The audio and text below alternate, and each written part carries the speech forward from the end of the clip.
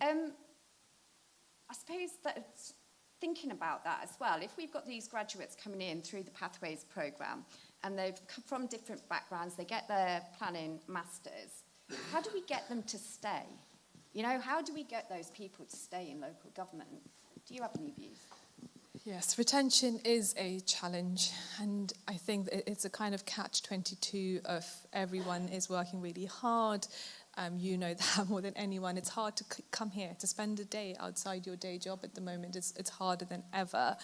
So with the grads, but even our alum, the people we've got a kind of quite a high percentage, like 75% are still in the public sector after 3 years, which is great. And a lot of the people who have left say that they would still work in the public sector. But when you ask them why did they leave, it's because they haven't had enough kind of career support to think about what the next step is, or training opportunities, or the ability to have the time to go on a site visit.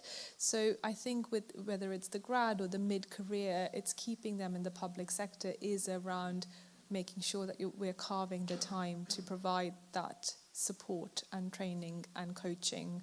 And it's another bit of a conversation we were having last night, actually, over dinner, was, we're moving into the space now of like trying to help authorities actually plan and design their teams more effectively. And the question is, there are much more creative ways to, you don't necessarily need to line manage everyone.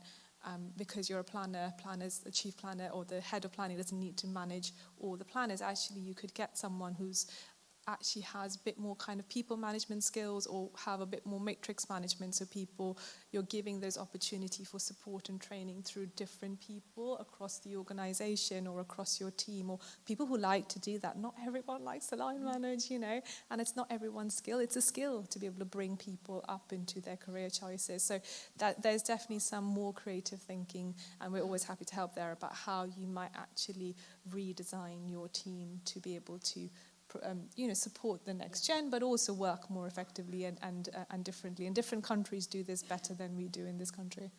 Yeah, I think that's true. Something we pick up from PAS quite a lot, particularly in peer reviews, is that there is a strength of technical ability throughout councils. There is a weakness of leadership and management, and that is probably one of the main factors in people leaving.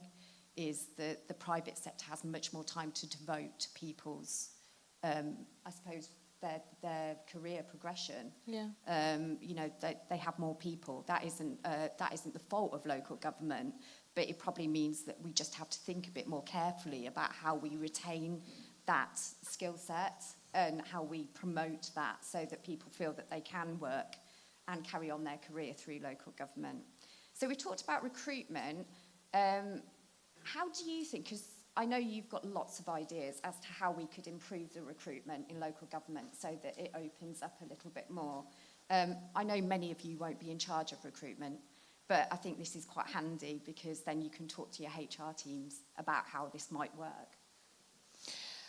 I think we've touched on some kind of a few fundamentals, thinking about the job description, the qualifications, and how you structure and design your team differently. How do you bring your HR team along?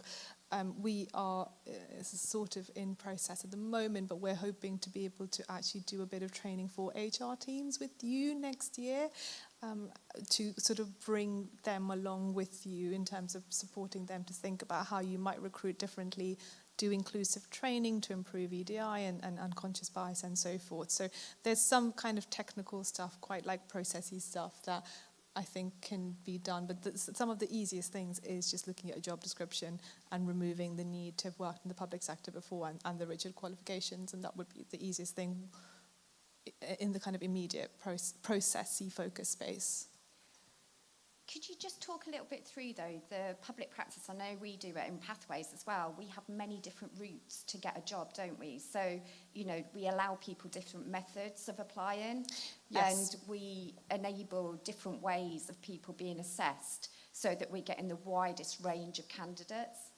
So we have designed our own recruitment process, which we have changed and honed in and innovated on over the last few years. I'm going to come back to AI because that's actually causing some more challenges at the moment, but till a year ago, the most inclusive process that we came up with was the first stage process was an online application that was 3 questions, which was then scored blindly by 3 different people. That took us to the group of people to the next stage, which was a day assessment of looking at a range of skills that we thought was important skills for working in the public sector, which was about collaboration and negotiation. So we did a kind of live workshop play, a bit like The Apprentice. Back in the day it used to be in person, pre-COVID, now it's all online.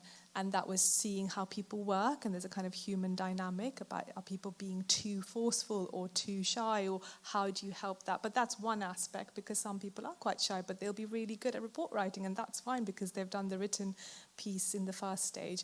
And then there was a kind of interview process as well, and a lot of that was us pushing on the motivation about why do you want to work in the public sector, and the people that we end up with are super motivated people wanting to make that public impact. And all of those skills and attributes alongside some of their work samples, we then look at and think about how we can translate that. Is this person good for kind of town centre regen role, or actually they've worked in kind of retrofitting, they could do a state regen and work on that space. So we do a lot of the kind of matchmaking and thinking, which is, people ask us, why do you get 800 people applying to be part of public practice? Why don't they just apply to your roles directly? For someone who's never worked in the public sector before, I was that person, I made that transition. It's impossible to understand the process of a job, like how you apply. The job description, the title could be regeneration officer, which could be working in town centre regen, or it could be estate regen. The skill sets you need for those are completely different. The kind of STAR methodology where no one is talking to you, we're all writing and scoring, that doesn't happen in the private sector. So for someone who's really good at the private sector interview, comes to a public sector interview and are completely like, what the hell just happened there? We get that so much. There's no idea. They're like, they didn't even look at me. I'm like, yeah, I know, that's the public sector. You need to get used to that, my friends. So we are kind of intervening in all of those barriers that people who are scared to apply for the public sector or have applied consistently and have never got through. We're intervening at that kind of system process base to kind of get people in. And we have our arguments with HR, but we've been collecting data showing our probably improved stats on EDI if they question us around that. We circumvent the sort of procurement conversation by being just historically under the threshold. But we also train these people. They're a cohort of people. They form a peer support across the year. So we're not a recruitment agency, it's a placement. And that cohort support of the 25, 40 people that start on their journey together and are, we're going through the wave of working in the public sector for the first time ever, that's why people come to us. Yeah, and I think if you think about people who move from the public sector to the private sector, that is not a problem, because you can apply quite easily in the private sector.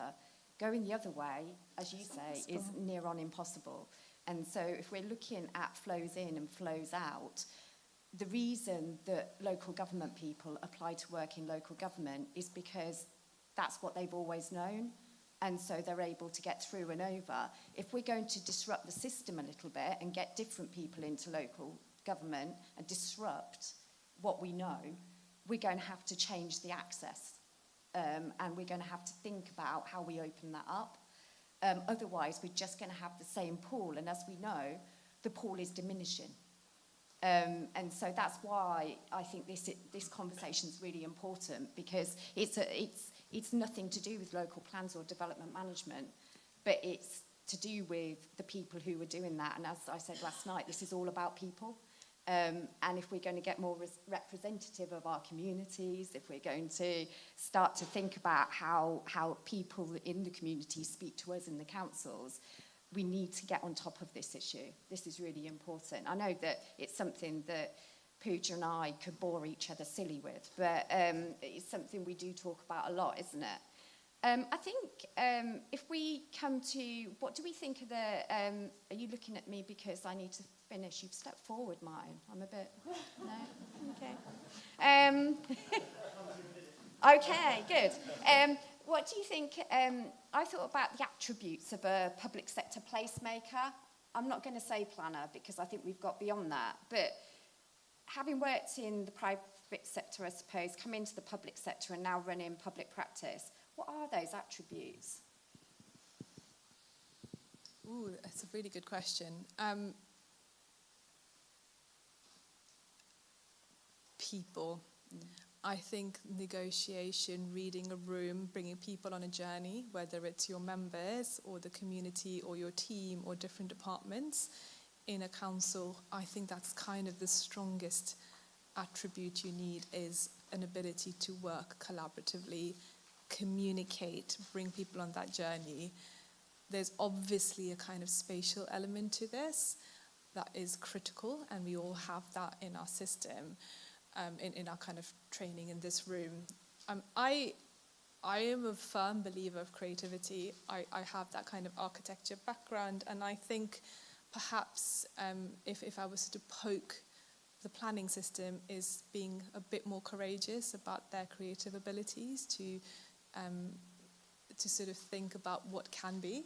Mm-hmm. And I think sometimes, again, we're quite bogged down by the process and by time and what we have to do and deliver these 1.5, but the impact that we all want to make, I think that there's something here about the fine art, the artist in us all perhaps, that we can bring out a little bit more. Yeah, I'd agree. I would say that if some people in the room have been coached by me, some are about to be coached by me, but I would say that from all the leaders in local government I work with, the thing that they all have is a deep understanding of people, a really deep understanding of people. They know how to read people. They are tactical. They know how to work a room. They know how to really see into teams and see how they function, why the different skills are needed, all those sorts of things. It's intricate. None of it is about planning. And absolutely problem nothing. Solving, probably. That would be the kind of critical thing, I'd say, yeah. Yeah, and planning gives you a really good background for all of that as leaders. You know, it gives you all that critical thinking, all of that.